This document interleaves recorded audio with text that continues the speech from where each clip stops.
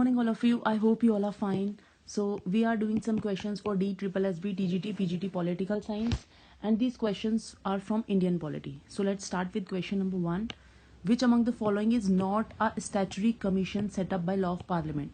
सबसे पहले आपको ये पता होना चाहिए स्टैचुरी कमीशन कौन सा होता है। स्टैचुरी बॉडीज वो होती हैं जिनके पास अथॉरिटी होती है कि वो लॉ पास कर सकती हैं, वो लॉ बना सकती हैं, कानून बना सकती हैं। तो इनमें से कौन सी स्टैचुरी बॉडीज नहीं है, और हम इनको नॉन कॉन्स्टिट्यूशनल बॉडीज भी बोलते हैं। दैट मीन्स आपको बताना है कि नॉन कॉन्स्टिट्यूशनल बॉडी कौन सी है। Central information commission, national commission for women, national human rights commission, election commission of India. सबसे पहले आपको ये पता होना चाहिए election commission of India is a very highly Prestige institution in India, और ये एक कॉन्स्टिट्यूशनल बॉडी है जो हमारे कॉन्स्टिट्यूशन में बनाया गया था अंडर आर्टिकल 324। तो ये एक कॉन्स्टिट्यूशनल बॉडी है, और इसने पूछा है कौन सा स्टैचुरी कमीशन नहीं है, मीन्स कौन सा नॉन कॉन्स्टिट्यूशनल बॉडी नहीं है जो कॉन्स्टिट्यूशनल बॉडी है, यही पूछा है इसने, और यही एक कॉन्स्टिट्यूशनल बॉडी है। So our answer will be this, election commission of India. Election commission of India एक कॉन्स्टिट्यूशनल बॉडी है जो हमारे संविधान के अंदर दिया हुआ था, और ये बहुत ही इंपॉर्टेंट बॉडी है। कॉन्स्टिट्यूशन, जितनी भी कॉन्स्टिट्यूशनल बॉडीज होती हैं इनकी पावर और अथॉरिटी जो है कॉन्स्टिट्यूशन ऑफ इंडिया में लिखी हुई है पूरे तरीके से। ओके, तो इसका ये जो आर्टिकल है ये बहुत ज़्यादा इंपॉर्टेंट हो जाता है। ये बहुत सारे काम होते हैं जैसे इलेक्शंस वगैरह, ये जो पार्लियामेंट के इलेक्शंस होते हैं, अभी इलेक्शंस आने वाले हैं 2024 लोकसभा के, वो इलेक्शन कमीशन कराता है। स्टेट लेजिस्लेचर के ही इलेक्शन भी यही कराती है, प्रेसिडेंट के भी इलेक्शन यही कराती है, और वाइस प्रेसिडेंट के इलेक्शन भी यही कराती है। ओके, स्टेट लेजिस्लेचर और ये पार्लियामेंट के, तो ये 4 इलेक्शन करवाती है, ये आपको ध्यान में रखना होगा। ये जो सारी हैं ये स्टैचुरी बॉडीज हैं, ओके, जो लॉ बनाने की पावर है इनके पास, लेकिन इनका मेंशन कॉन्स्टिट्यूशन में नहीं है। Now we move to question number 2। The finance commission of India is uh, finance commission of India क्या है पूछ रहे हैं। देखो यहाँ पे भी आगे कॉन्स्टिट्यूशनल बॉडी है, एडवाइजरी बॉडी है, ऑटोनोमस बॉडी है या स्टैचुरी बॉडी है। तो इसका जिक्र भी हमारे कॉन्स्टिट्यूशन में है अंडर आर्टिकल 280। ये article is very important, you have to learn this. Under article 280 के अंदर हमें फाइनेंस कमीशन दिया हुआ है, तो ये भी एक कॉन्स्टिट्यूशनल बॉडी है। बड़ी बात जो होती है कॉन्स्टिट्यूशनल बॉडी के लिए वो ये होती है कि कॉन्स्टिट्यूशनल बॉडी हमारे मेंशन्ड है कॉन्स्टिट्यूशन के अंदर, और अगर इसमें कोई भी अमेंडमेंट, अगर इसमें हमें कोई भी संशोधन करना है तो उसके लिए पूरा प्रोसेस होता है। अंडर आर्टिकल 368 पूरा संशोधन होता है, कॉन्स्टिट्यूशनल अमेंडमेंट होता है, ऐसे ही इसको कोई भी अमेंड नहीं कर सकता। तो इसीलिए, और ये जो फाइनेंस कमीशन है इसका सेटअप जो हुआ था 1951 में, 1951 में इसको सेटअप किया गया था जिससे कि सेंटर और स्टेट के बीच में जो रेवेन्यूज है उनका बंटवारा हो सके। जितना भी पैसा है सेंटर और स्टेट के बीच में किस तरीके से बांटना है, मान लो 80-10 के रेशो में, 80-20 के रेशो में बांटना है या 60-40 के रेशो में बांटना है, वो ये बंटवारा करता है finance commission. Now let us do question number 3. Which of the following article is responsible for process of impeachment of president? As you know कि impeachment को हम महाभियोग कहते हैं हिंदी में। impeachment का आर्टिकल आपको लर्न होना चाहिए under article 361, sorry, article 361 is for the impeachment of president.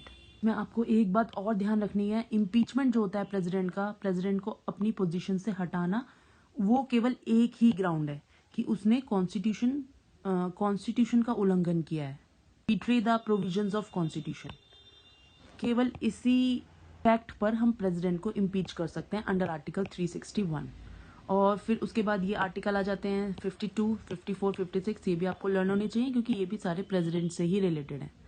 52 article में तो ऑफिस दिया हुआ है प्रेसिडेंट का। अंडर आर्टिकल 56 में प्रेसिडेंट को ये दिया हुआ है कि ये 5 ईयर्स तक अपना ऑफिस होल्ड कर सकता है।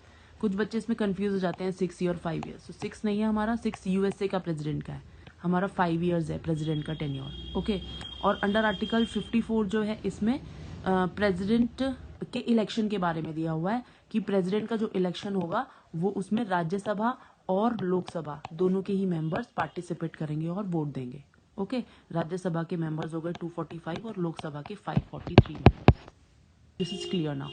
Now we move on to question number 4. Under which article of the Constitution of India can President promulgate an ordinance? Ordinance 1, 2, 3. Very simple.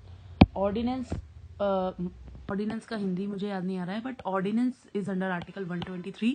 इसमें कोई भी हाउस, लोकसभा और राज्यसभा, अगर ये उस टाइम पे भंग हो चुकी हैं, उस टाइम पर ये सेशन में नहीं है, तो प्रेसिडेंट के पास पावर है कि वो ऑर्डिनेंस बना सकता है, लॉ बना सकता है।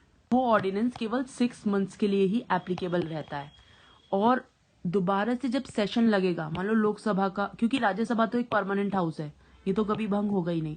लोकसभा का जब दोबारा से सेशन लगेगा तो उनको 6 वीक्स के अंदर अंदर उस ऑर्डिनेंस पे स्टैंप लगानी होगी, तभी वो लॉ बन पाएगा, अदरवाइज वो लॉ नहीं बनेगा। तो इसका एक ये भी क्वेश्चन आता है कि ऑर्डिनेंस की मैक्सिमम लाइफ कितनी है। तो मैक्सिमम एक तो 6 मंथ्स हो गया, 6 मंथ्स तक वो रह सकता है, और 6 वीक्स तक। उसके बाद डिसाइड करेगी लोकसभा कि क्या करना है उस ऑर्डिनेंस का, उसको रखना है या फिर उसको हटाना है। वो ऑटोमेटिकली हट जाएगा 6 वीक्स में, अगर उस पर स्टैंप नहीं लगी टू प्रोसीड फर्दर। तरीके से जो गवर्नर होते हैं, जैसे ये तो प्रेसिडेंट का ऑर्डिनेंस है, गवर्नर के पास भी पावर है कि वो ऑर्डिनेंस इश्यू कर सकते हैं। उसका आर्टिकल उल्टा है इसका, 213, तो ये आर्टिकल 213 हो जाएगा। तो keep this in your mind, these articles are very important for your examination point of view. Last question for today, which of the following are features of parliamentary form of government. India में parliamentary form of government है, तो sovereignty of parliament, हमारे यहाँ पर sovereignty supreme, इसको supreme बोलते हैं कि पार्लियामेंट सुप्रीम है, नो, हमारे यहाँ पे कॉन्स्टिट्यूशन सुप्रीम है। सो दिस इज रॉन्ग ऑप्शन 1 आप काट सकते हैं, देखो ये कट गया, सॉरी, तो हमारा ऑप्शन ऑटोमेटिकली 2 आ गया। Collective responsibility of the executive to legislature, obviously हमारे यहाँ पे रिस्पॉन्सिबिलिटी है एग्जीक्यूटिव की लेजिस्लेचर के प्रति। Third is periodic dissolution of parliament. Periodic dissolution, हमारे यहाँ पे डिसोल्यूशन केवल लोकसभा का होता है, राज्यसभा हमारे यहाँ पे परमानेंट हाउस है, तो पार्लियामेंट का नहीं होता। So this is also wrong. So our correct option is 2 only. Parliamentary form of government जो है हमने ये लिया था ब्रिटिश से। ब्रिटिश, हमने देखा है कि अमेरिका की अगर हम बात करें तो वहां पे प्रेसिडेंशियल सिस्टम है, ओके, तो हमने ये जो सिस्टम है ये हमने ब्रिटिशर्स से लिया है। तो this keep this in your mind, क्योंकि ये भी आ जाता है कि parliamentary form of government we have opted from which country, so we have opted from Britishers.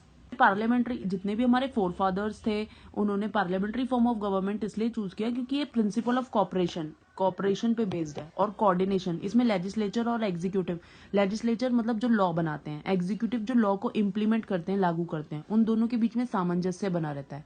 जबकि प्रेसिडेंशियल सिस्टम की बात करें तो वो सेपरेशन ऑफ पावर पे है, वहां पे लेजिस्लेचर और एग्जीक्यूटिव दोनों ही अलग अलग हैं, जबकि यहाँ पे नहीं है, क्योंकि हमारे यहाँ पे एग्जीक्यूटिव जो है, जैसे कैबिनेट मिनिस्टर्स हो गए, ये सारे यहीं से निकल के आ रहे हैं, तो हमारे यहाँ पे सेपरेशन नहीं है, जबकि यूएसए में सेपरेशन है। तो इसीलिए parliamentary form of government is far better than presidential form of government in case of India. I hope this is clear to you now. This is done now. I hope you have clearly understood these concepts, and just mention your score in the comment box. If you like the video, please like, share to your friends, subscribe to my channel. Thank you so much.